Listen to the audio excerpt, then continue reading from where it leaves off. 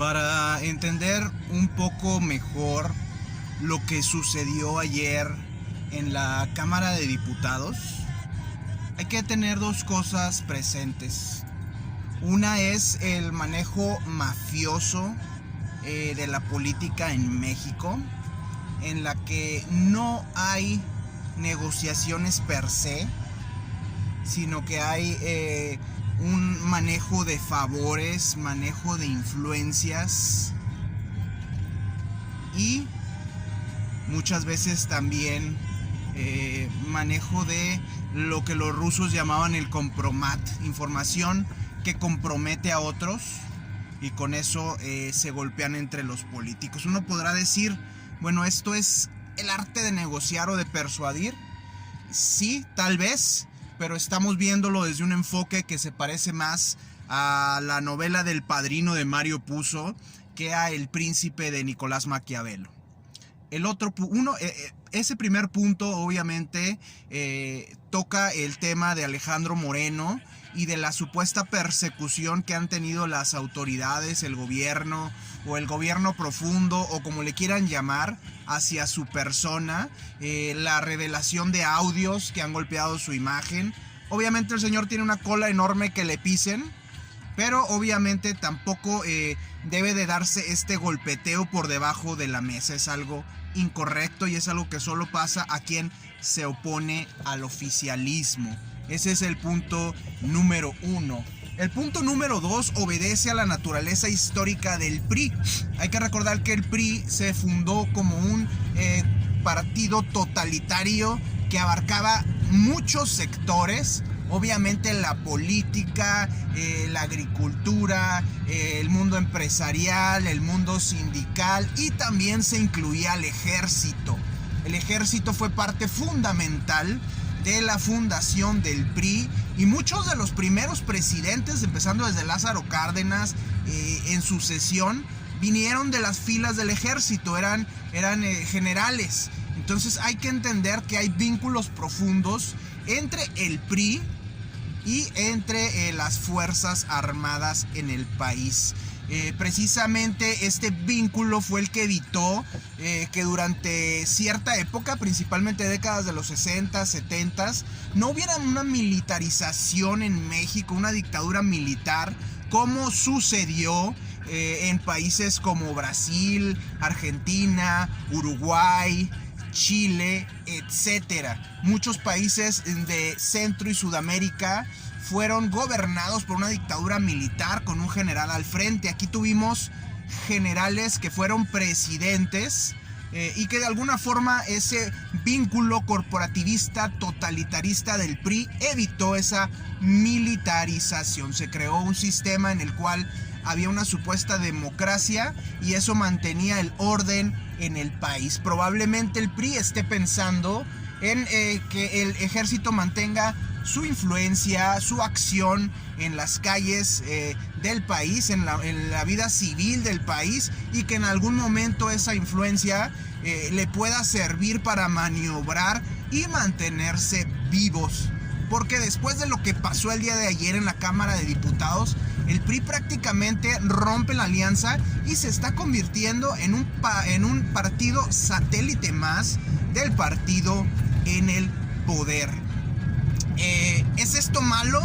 Sí, en cierto sentido, pero esta alianza opositora hay que recordar que más que sumar votos, de alguna forma estaba sumando partidos políticos, no está sumando realmente votos, porque muchos siguen viendo incongruente que estén unidos el PRD, el PAN, el PRI en una sola coalición. El que la coalición se rompa es un problema, sí, pero también es una gran oportunidad de redefinición para el PAN. Ya sabemos que Movimiento Ciudadano se manejó en algún momento como comparsa del PRD, apoyando como candidato a la presidencia a Andrés Manuel López Obrador. En algún momento se manejó como comparsa del PAN, impulsando al candidato Ricardo Anaya. Entonces se ha manejado a cierta conveniencia. Es definitivamente un partido oportunista político que busca el poder y el beneficio personal del partido. solamente del partido. Realmente la ideología, los intereses del pueblo y todo eso a Movimiento Ciudadano no le interesa. No tiene un proyecto, no podemos ver un proyecto en Jalisco, en Nuevo León, en Monterrey. No lo hay, es solamente el poder por el poder y poder negociar desde el poder, que es lo que hace Movimiento Ciudadano. ¿Cómo ha funcionado su franquicia política? Precisamente alejándose de todo y no comprometiéndose con nada. Así puede decir que no es parte de la política tradicional, así puede decir que no es parte de la vieja política, y eso cuando la gente no quiere votar por Morena y está ya decepcionada de PRI, PAN, PRD, pues los orilla y termina beneficiando de alguna forma a Movimiento Ciudadano. Aunque a nivel nacional Movimiento Ciudadano no trae nada realmente, sigue fiel a su estrategia de no aliarse con nadie para sentirse o venderse como algo diferente, como algo no tradicional. Pero la realidad es que le quita votos a la oposición. La realidad es que voluntariamente o involuntariamente le está haciendo el juego al partido en el poder. Esa es la realidad. Todo esto, ¿a qué nos lleva? El tema de Movimiento Ciudadano, el tema de la traición del PRI en la Cámara de Diputados. Bueno, deja mucha claridad con respecto a quién es la verdadera oposición. Estamos hablando del PAN. Aunque el PAN no es un partido perfecto, aunque el PAN es un partido con muchos defectos, el PAN es un partido que ha de alguna manera tenido muchos errores bajo presión cuando estuvo en la presidencia con Vicente Fox y con Felipe Calderón. El PAN tuvo muchos defectos, sí, pero es la verdadera oposición y es algo que se ha visto desde hace mucho tiempo. El voto se ha fragmentado entre PRI, PRD, Movimiento Ciudadano, candidatos independientes como el Bronco, que sabemos que fue un verdadero fiasco. Todo el voto opositor se ha fragmentado y esto ha beneficiado al partido en el poder. Esta ruptura de la alianza opositora solamente deja claro una cosa: la real oposición es el PAN. Y cuando el presidente se refiere a sus adversarios, a los conservadores, se está refiriendo al PAN básicamente. Al PRI ya sabemos que lo apapacha cuando se acerca con él. A Movimiento Ciudadano lo apapacha cuando le quita votos a la oposición. Y todos los demás partidos sabemos que son satélites básicamente de el partido en el poder. ¿Cuál es la real oposición en México? Nos guste o no, sean perfectos o no, tengan sus temas de corrupción, de impunidad, etcétera, es el PAN.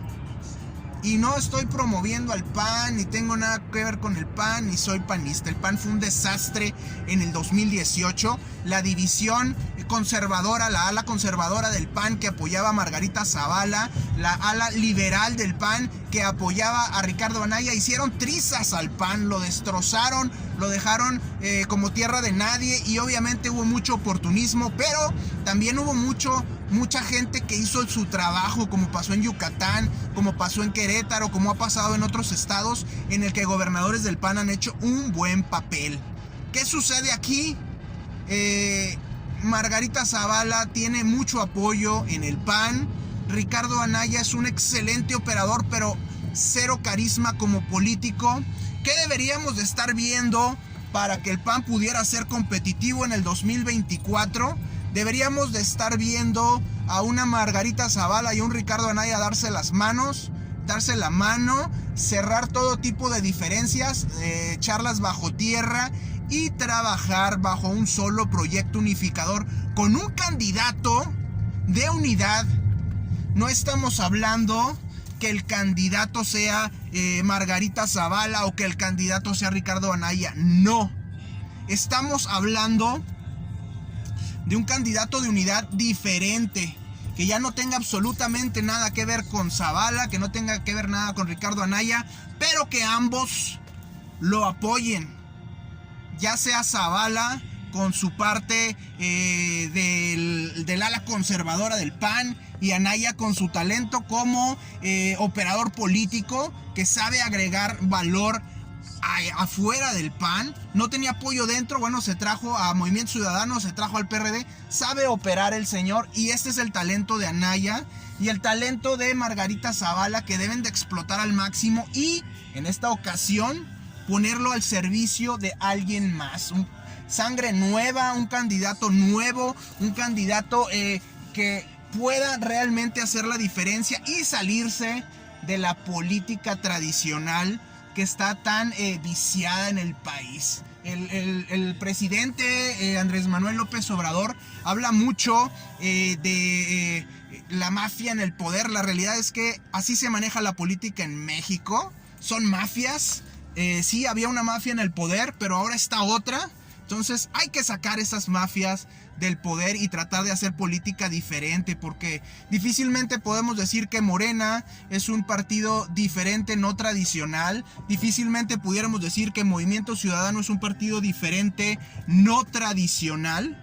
Así que hay que ver cómo podemos realmente cambiar la política bajo los estándares tradicionales. No vamos a descubrir nada nuevo, pero sí podemos traer sangre nueva a la mesa. Y el PAN debe de trabajar sobre varias propuestas que sean realmente interesantes y realmente de valor. Estamos hablando de la seguridad, que ya obviamente la corrupción, que fue la bandera del partido oficialista, es un tema que no se ha resuelto. Estamos hablando de Estado de Derecho, estamos hablando de quitar todo tipo de impunidad, estamos hablando de cero tolerancia contra la corrupción. Esa debe ser la propuesta del PAN. Lo otro es el tema de la seguridad.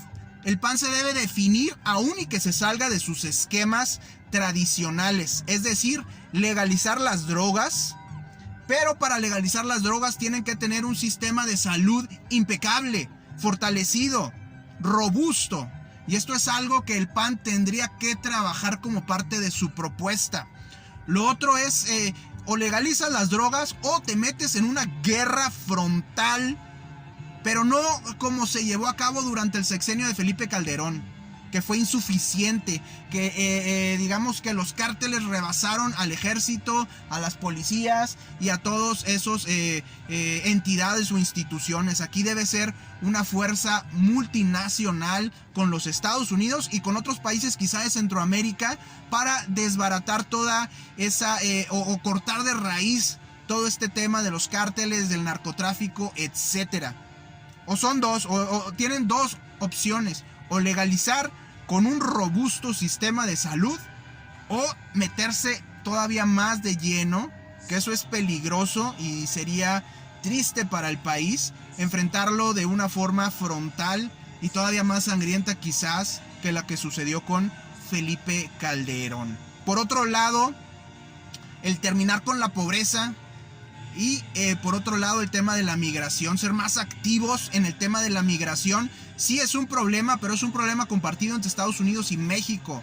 México debe hacer el compromiso de mantener aquí a los migrantes que Estados Unidos ya no quiere, los que siguen llegando, pero Estados Unidos debe hacer el compromiso de cómo vamos a dar soporte a estos migrantes, cómo les vamos a dar empleo. Y todo esto es un momento importante, fundamental, por el tema del nearshoring, de esta moderada desglobalización que se está dando en el mundo. Se están trayendo empresas de China a México y aquí es donde se debe hacer una acción conjunta para que los migrantes se queden aquí en México y Estados Unidos apoye con inversión para crear empleos, para crear empresas, para crear abundancia.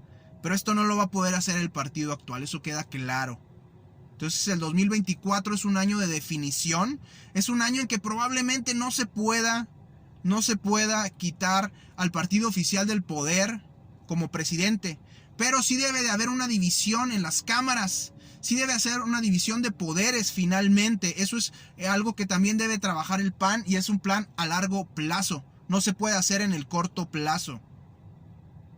Las cámaras deben de quedar fuera del oficialismo para que sean un contrapeso. El poder judicial debe ser otro contrapeso. Ahorita es una democracia simulada en la cual las cámaras todavía responden al presidente y el poder judicial en ocasiones también le responde al presidente. Es una democracia fingida de ornato, aunque la vendan como democracia. La traición del PRI el día de ayer deja claro que no es oposición y deja fuera la duda respecto a si Ildefonso Guajardo, si Beatriz Paredes, si Enrique de la Madrid pudieran contender como presidente. Olvídense de eso. Y el PAN no tiene candidatos. Tiene 2 pilares para empujar un proyecto, Margarita Zavala y Ricardo Anaya. Pero no deben de ser candidatos, deben de empujar a alguien que realmente vaya a liderar la oposición para el 2024 y ya se les hizo muy tarde.